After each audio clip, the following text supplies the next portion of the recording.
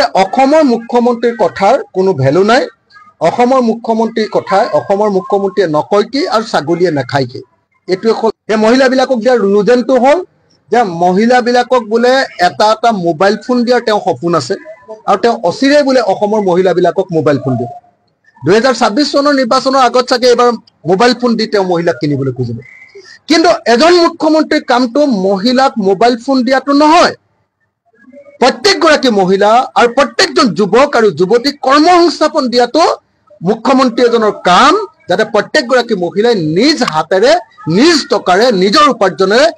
একোটা ভাল ভাল মোবাইল কিনি ল'ব পাৰে গতিকে মই ভাবো যে অসমৰ মুখ্যমন্ত্ৰীজনে ইটোৰ পিছত ইটো এনেকুৱা টুপ দি আছে কেতিয়াবা কি কয় চাউলৰ লগতে চাউলৰ টুপটো চাউলৰ টুপ দি গোটেই অৰ্থনীতিটো বৰবাদেই কৰি দিলে 5 কেজি চাউলৰ আখাত মানুহে খেতি নকৰাই হৈ গ'ল এতিয়া আকৌ আমি দেখিবলৈ পাইছো যে তেওঁ চাউলৰ লগতে আমুক দিম ভুচুক দিম পুচুক দিম কৈ আছে এইবিলাক কথা কৈ দিয়াতকে আমাৰ দাইলৰ দাম কমাই দিলে হৈ যাইছে নিমখৰ দাম 2 টকাৰ পৰা যে 20 টকা কৰিলে তাৰ দামটো আকৌ 2 টকা কৰি দিলে খলছ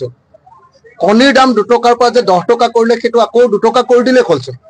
গেছৰ দাম যে 414 টকাৰ পৰা 1152 টকা কৰিলে আকৌ গেছৰ দামটো কেলেনো 414 টকা কৰি নিদিয়ে কিয়নো তেওঁলোকে বহাইছিলে এইটো কাম কৰি দিলে খলছ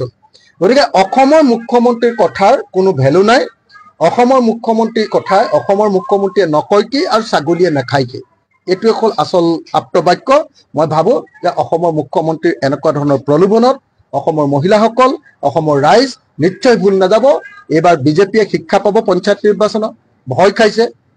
ভয় খোৱাৰ কাৰণে এনেকুৱা ধৰণৰ প্ৰলোভন দিবলৈ আৰম্ভ কৰিছে অসমৰ মুখ্যমন্ত্ৰীয়ে লাজ পোৱা উচিত মই আকৌ এবাৰ কৈছো 25 বছৰ ৰাজনীতি কৰাৰ পাছত